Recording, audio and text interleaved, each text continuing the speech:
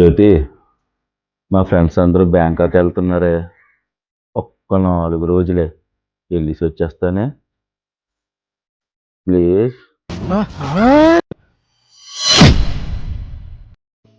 పోనొక్క 3 రోజులే, గోవా అయిన వెళ్ళి వస్తానే ప్లీజే.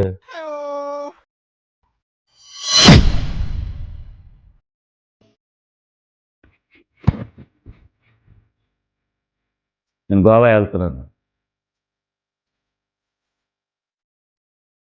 నన్ను ఎవరు ఆపలేరు. 4 రోజుల తర్వాత వస్తాను.